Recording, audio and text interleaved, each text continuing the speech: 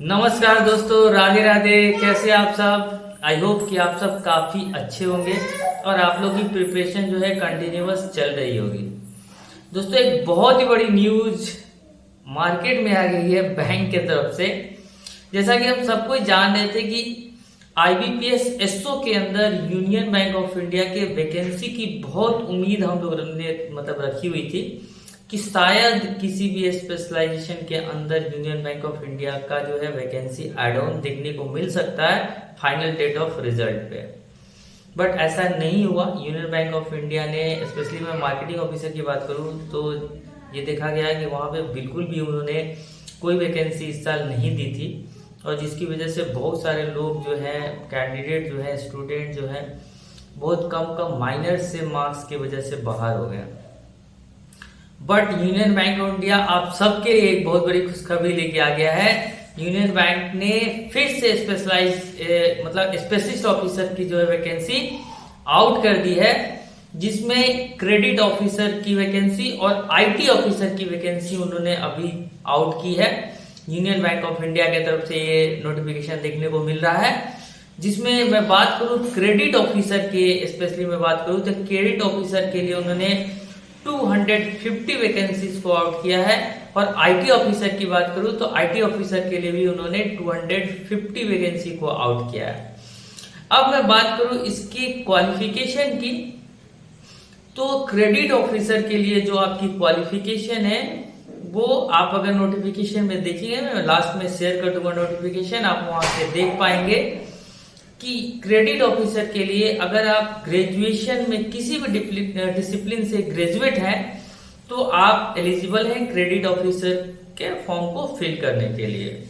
और साथ साथ अगर आपने एमबीए या एमएसडब्ल्यू इस तरह के कोई कोर्सेज किए हैं मास्टर्स में तो भी आप एलिजिबल हैं।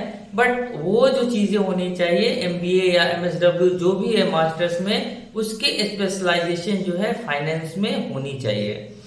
एक नोटिफिकेशन में साफ साफ ये बातें क्लियर कर दी गई है, आप ध्यान से पढ़ेंगे तो, कि अगर आपका डुअल स्पेशलाइजेशन है तो मेजर में आपका फाइनेंस ही होना चाहिए। अगर आपका माइनर में फाइनेंस है तो आप इस फॉर्म को भरने के लिए एलिजिबल नहीं होंगे।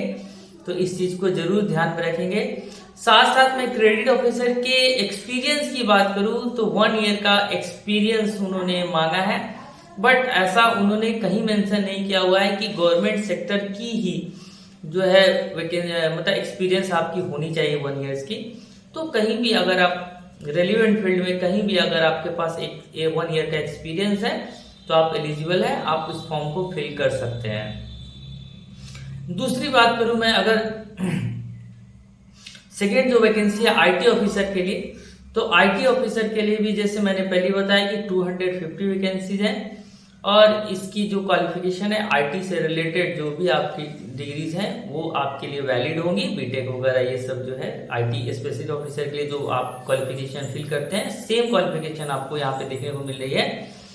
और इसमें भी जो है 1 साल का एक्सपीरियंस इसमें भी मांगा गया है। डिफरेंट एस्पेक्ट्स में देखने को मिला है, डिफरेंट फैक्टर्स स्पेशलाइज एरिया में जो है वो 10 to 15 स्पेशलाइज एरिया उन्होंने नोटिफिकेशन में मेंशन किया है। तो उसमें अगर किसी भी एरिया में आपके पास अगर एक्सपीरियंस है तो आप एलिजिबल है, आप उस फॉर्म को फिल कर सकते हैं। दोस्तों, एक बहुत बड़ी अपॉर्चुनिटी है। देखो क्या होता है, जनरली मैं बता दूं कि जो फ्रेशर्स होते हैं, अगर फ्रेशर्स नॉर्मली जो मांगते हैं फॉर्म फिल करने के लिए नॉर्मल ग्रेजुएशन बिना एक्सपीरियंस का, वहां पे नंबर ऑफ फॉर्म्स की फिलिंग जो होती है बहुत ज्यादा होती है, लेकिन जो एक्सपीरियंस वाले जो फॉर्म फिल किए जाते हैं उसमें बहुत ही कम फॉर्म जो है फिल किए जाते हैं। तो एक बहुत बड़ी अपॉर्चुनिटी हो जाती है कैंडिडेट्स के लिए इसको एग्जाम क्वालिफाई करना और जॉब को लेना। और तो मैं बोलूंगा कि डेफिनेटली आप इस फॉर्म को फिल करें और अपनी प्रिपरेशन को स्टार्ट कर दें, ये बहुत ही जल्द आपको जॉब दे देगी। साथ साथ इसके एज की बात करें तो मिनिमम एज 22 साल है और मैक्सिमम एज 30 इयर्स है। और कैटेगरी के अकॉर्डिंग जो भी एज रिलैक्सेशन है वो आप देख सकते हैं। एससी के लिए 5 साल, ओबीसी के लिए 3 साल और पीडब्ल्यूडी के लिए भी 5 साल 7 साल, जो भी होता है वो आप देख लेंगे एज रिलैक्सेशन अपने कैटेगरी के अकॉर्डिंग।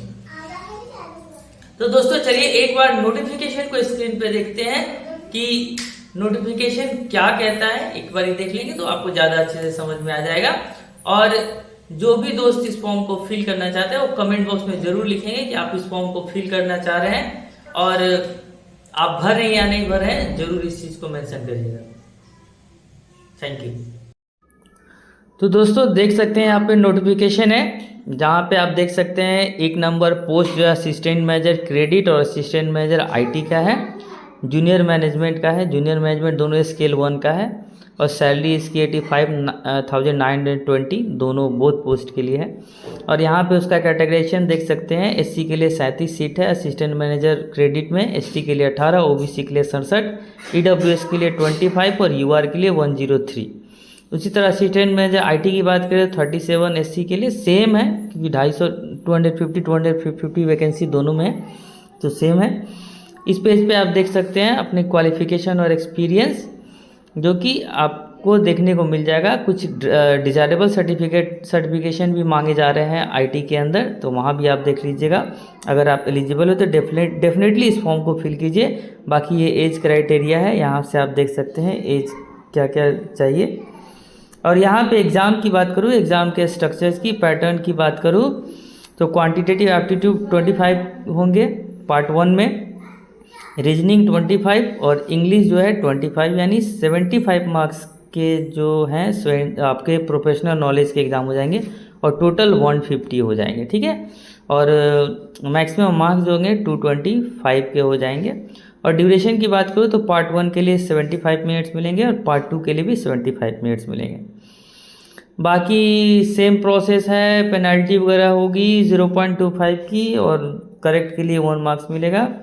ये एग्जामिनेशन सेंटर स्टेट से लगभग हर जगह ही आपको देखने को मिलेगा, जैसे नॉर्मल आईपीएस के एग्ज़ाम में देखने को मिलता है।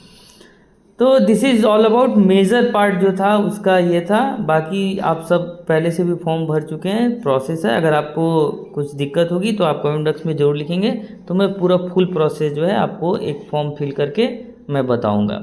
जब तक के लिए धन्यवाद। अगर यहाँ तक आप पहुँच ही चुके हैं, मेरे चैनल पे नए हैं तो चैनल को सब्सक्राइब कीजिए, लाइक कीजिए, शेयर कीजिए। धन्यवाद।